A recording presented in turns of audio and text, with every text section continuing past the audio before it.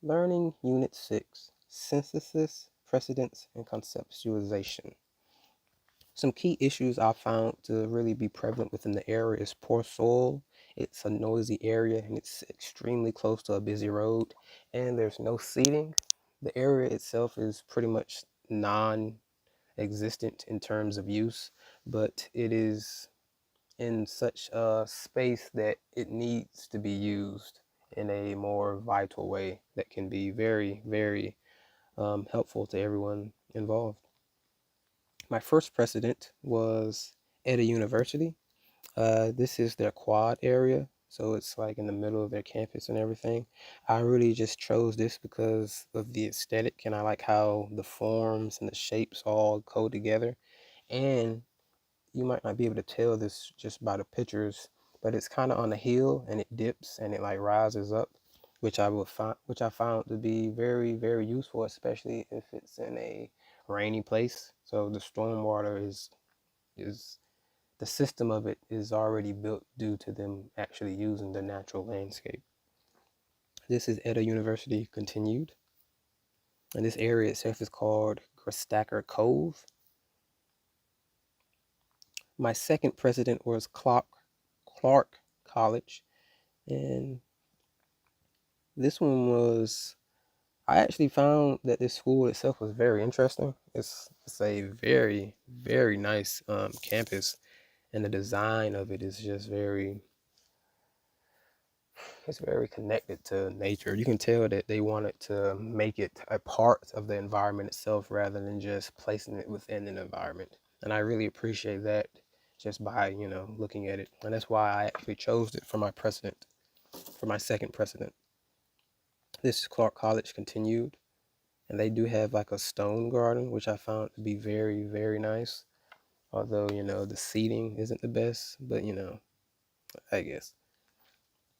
Precedent 3, and this is Van Meek Emerald Forest. This is located in China. This was also pretty much based on the aesthetics and the shape of it and how I could use it as inspiration for the Science Plaza area. But it's mainly called Emerald Forest just due to the trees planted and the lawn there. But it looks very nice, and I can see it working very well, especially I believe it's relatively new, but over time it will really grow in. I feel like that's very vital in situations like this.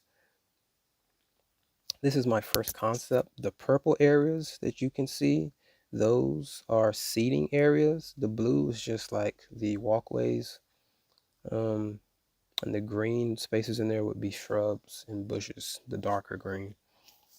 Uh, this is this is my concept number one. I wanted to use this one because I didn't want to put but so much lawn, because lawn really it does more harm than good, but it does look pretty. And I do understand that looking pretty is very important. That's why I put this small area lawn located within there. So if people want to just, chill on the lawn, because I do see people just lay down blankets and sometimes just chill on campus. I felt like this would be a very nice place to do that. I put like a bush line here and a few trees just in case any situations did occur with like road traffic. Concept number two, it has nothing but lawn really. The only mulch areas are the pre-existing ones where the crepe myrtles are. These purple areas are seating slash social areas, so they would actually have seats located within them, but they will also have space where people will actually know that this is a part of this area. So essentially creating a room. And I did three of them. I put the one in the middle as the main one so people could, be like, oh yeah, meet me in the main place. But you also have two other options, well, actually three other options if people felt like taking them. This yellow strip would be where bikes would be located. And I felt like that's also very important because this is an area very close to the road. And, people need to have their options of transportation available if they can, because parking itself is already so much on A&T's campus. This is concept number three. This one does have adequate seating, and it does have some areas without grass, but those will probably be raised up. And The bushes would just be there for the aesthetic and to break and create rooms from one side to the other. Um, and I also included a ramp in this design, but I believe I have ramps in each design, hopefully. Yes, I have ramps in each design. This is my first perspective. This is for concept number 1. And this is my second perspective of concept number 1. This is learning unit 7, my master plan diagram. And for this one, you will see that I chose concept number 3 to be my final concept. This is my master plan. And you can see that I added seating areas in the center here. And you can differentiate the seating areas that are connected to a wall due to the background under it. And I also have raised seating, which are those blue squares. Those circles in the middle, those are pedestals. So we can put statues or sculptures up, either of alumni or historical figures that actually matter to us on campus.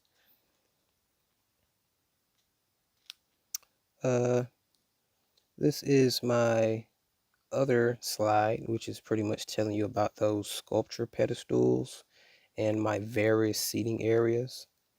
And the bike stations, which I located right here due to people being able to actually park their bike and actually sitting and chilling without having to go so far, and the rain gardens and the ramp. This is my planning schedule, and this is teaching, well, not teaching, but informing us about the plants that I chose for this area. And this is that continued for the northwest area within the site. The north of the site specifically.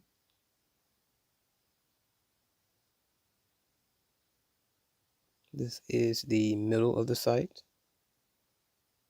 a very high traffic area. And this is the east of the site, which is connected to the middle and will be also more than likely high traffic. These are all the plant materials used. I use Black Eye Susan because I like how it pops. I use lavender to give that smell off within certain areas, notably by doorways. I use ester because I just really likes how it looks. And I use the moss within the seating areas because I feel like it still needs some type of green in there. And I actually really like moss just as a ground covering. I put butterfly bushes because I wanted the site to be pollinator friendly because we do need to protect things which pollinate. I put one sweet bay magnolia within a rain garden because of the fragrance it can put out and the aesthetic. I put 3 willow oaks out. We already have, I believe, 1 to 2 which are pre-existing, but I put those out because I would like for them to grow to their fullest extent and create a nice large canopy so the area could eventually be shaded. I used 3 red maples just to differentiate the areas, and for students walking alongside the sidewalk could be like, oh, meet me by the red tree. You know, people really don't know the name of trees, but the red maple tree. I found that would be nice. I decided to keep some crepe myrtles, and I think I actually expanded upon the usage of them because they're just nice trees and they are aesthetically beautiful. I added American witch hazel because I like the yellow color and how it pops.